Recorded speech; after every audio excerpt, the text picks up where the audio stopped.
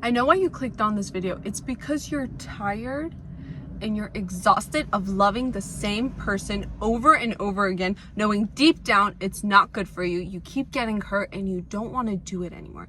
You know that it's not the right thing for you to love this person. It's time to let go. It's time to move on, but you don't know how. And I'll teach you my method on how I got over people and how it worked for me. But the first question you need to ask yourself is, what do you like about them? Like, what are they giving you? It's not the love that they're giving you. There's something else that you're benefiting of. There's something else that you can't let go of. So it kind of helps you and benefits you to be with that person or to keep staying with that person. So ask yourself, are you just scared of being lonely? Are you just scared because they're giving you something and you don't know how to let go? What is it specifically that is bugging you so much? A lot of times staying with this person can just even be convenient. The convenience of staying with someone is better than staying lonely, but it's not the loneliness. Are you scared of being lonely? That's why you're not letting go. Because the more you do that, the more lonely you're gonna get. Even within a relationship, you can have someone physically next to you, but you're still gonna feel lonely. Don't listen to words. So whenever this person, let's say this person is disrespecting you. It could be your ex, it could be some situationship you're in. This person keeps giving you all these big promises. And let me tell you, people run their mouth. It's so easy to run your mouth, but where's the actions that are following through?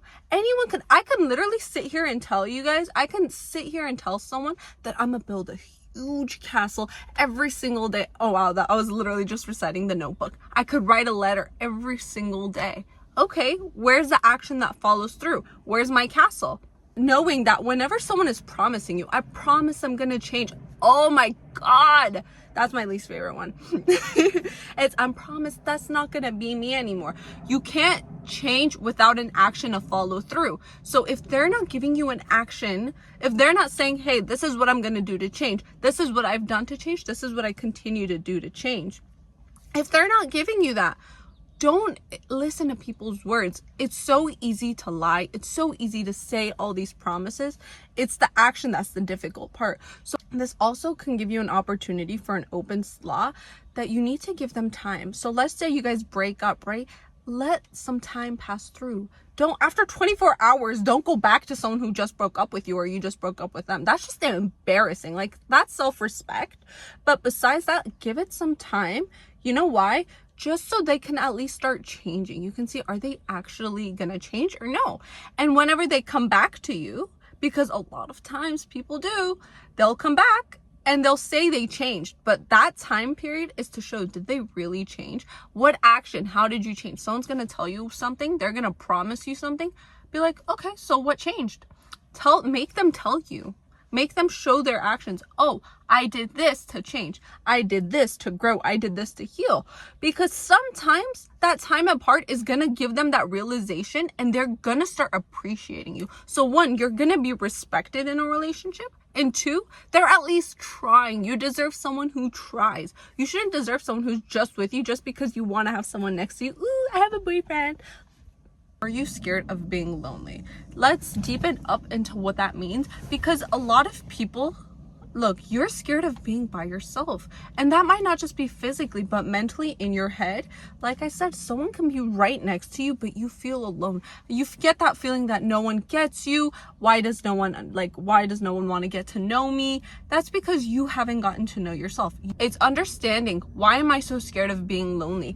Your own thoughts. And let me kind of break this down. The way the brain works is super complex. There can be a bunch of things going on because your subconscious mind is always running, even when you're asleep. So do you imagine all these thoughts, all these things the mind is hearing? It stores it. So you're giving that energy and the fear of being lonely because you're going to be with all these thoughts, and these thoughts, think of this thoughts like those, like, have you seen those little like images? Like, I'll try to put it like those like little scrambles in a circle. That's what it's almost like, because you don't have a place to vent it. You kind of take it in, you take it in, you take it in, and it's all in one place. So when you're lonely, you kind of just have to sit with that, and that, like, you just want peace, right? Like, you just need to be comfortable, and that kind of, it's like so crazy up in your brain that you don't want to be dealing with that. So having someone next to you. That's why social media, drinking, drugs, like all of those things are catered as a distraction.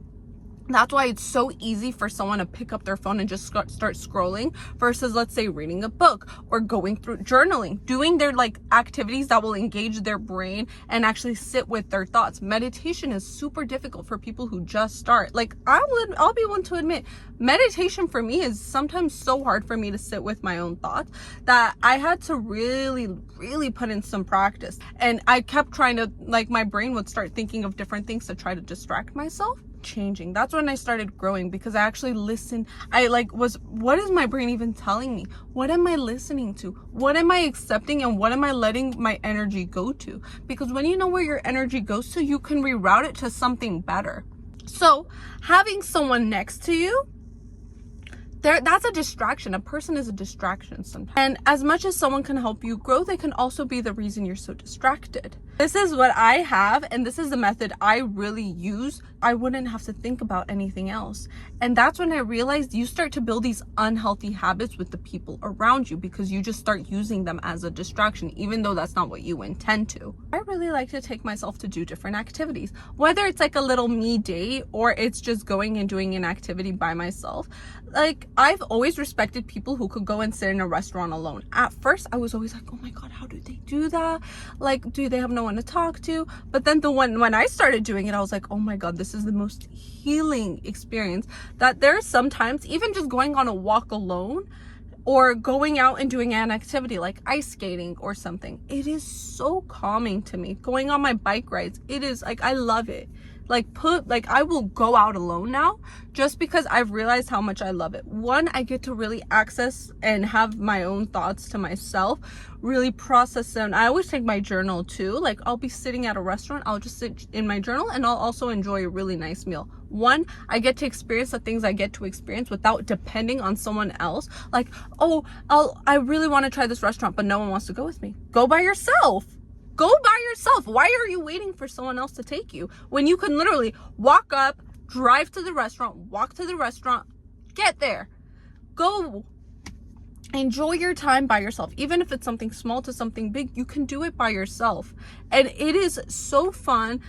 You get to, one, know more about yourself. You get to, one, enjoy your presence. So now you no longer need that distraction who's only hurting you. Have you seen a healthy fruit and a rotten fruit next to each other? The rotten fruit is not going to get better. The good fruit, the healthy fruit, is going to get rotten. Your emotions are everywhere. You're just a mess. You're a mess, and you need to get rid of that mess. So you can go blame it on someone else, but it's your fault for letting these people in your life. And as sad as that sounds, you need to get up and actually do something about it. So go journal. Go sit with your thoughts. And for me, journaling is the best thing I've ever done. Just like I mentioned, I literally keep this with me everywhere I go, just because anytime I need to write a quick thought, write something, I have no rules. Like, everyone's like, but I wouldn't know. And you're going to say, I don't know what to write. I don't know what to talk about. I literally have no rules. I've written the craziest thoughts in here. I've written like a lot of things, but I've been able to get it out. You don't want to write it down? I get it. Go outside, literally touch a plant, hold a plant and talk to the plant. Go sit outside, talk to God. Like, do anything. Get it out of your body. You need to get your thoughts out, because once you get it out, now you've accepted that it's there. But that doesn't mean it's okay. Now you're going to be able to know what's going on, and now you can prioritize. Okay, what should I take care of? What's important? What should I give my energy to? And little by little, once you kind of put these thoughts, now instead of that squiggle, you start making those lines start becoming less squiggly, and they become so clear. Now you have a tunnel vision of what you want, where you want to go, and how you're going to get there. That's going to be able for you to reach your goals, reach what you want to do, so you can actually get there, versus just having all these thoughts. I want to do this. I want to do this. I want to do this. But you're never going to get there because you don't have a plan. You just want, but you have nothing going. But I have a lot of feelings towards this because I've went through it, and I know how annoying it is. I know how bad it is to want something so bad but not have the tunnel vision. You can work so hard, but if you don't have a plan, if you don't have that path, you're not going to get there, because you're literally working so hard in the completely opposite direction. The best way is to go through it. Go through your thoughts. Stop avoiding your thoughts. Set a goal, and once you've set that goal, make it a small step. Make it the smallest change, because that small change is one step closer to your goal. You're one step closer to the right path. It may not seem like such a big difference, but the more you do it, it's the consistency you build towards your goal that you're going to hit. So that one small little change is not going to feel like much, but the more you do those small changes, it adds up. I always think of those towel rolls, and you might take one out every day. You're not going to feel the difference, right? But after a couple of days, you'll notice that towel roll gets smaller, smaller, and smaller. If you're going to take anything away from this video, it should be that this is a journey. It's a process. It's not going to happen overnight. And anyone who tells you you can change overnight or in a week, they're lying to you. This process takes time to change. And it's not where you're going to end up. It's the entire journey of learning. That journey of growth is so beautiful. You learn so much about yourself. You learn so much about who you are, what you like, what you don't like. It doesn't get better than that. That's what you should be focusing on. The journey of growth. The fact that you make mistakes. You learn from your mistakes. And that's where you kind of learn that, hey, what am I giving my energy to? I no longer need these distractions, because what am I distracting myself from? The thoughts, the things that I want in life, that's not a distraction. You no longer need a distraction. You no longer need someone else to fulfill your validation. You no longer need someone to fulfill some type of need that you should have been giving yourself all along. And then guess what? Another amazing, whatever God had wanted and had processed for you will come to you, because in order for you to get what you deserve and for you to get in life, you need to let go of old things that no longer serve you. You're not going to get anything new until you let go of the old. And to let go of the old, you need to learn what is that it's holding on. What am I not giving myself that I'm looking for in other people? Anyways, thank you so much for watching. I hope you learned something new. I would love to hear your thoughts, and comment below anything you would like to see me talk about. Anyways, thank you so much, and bye-bye.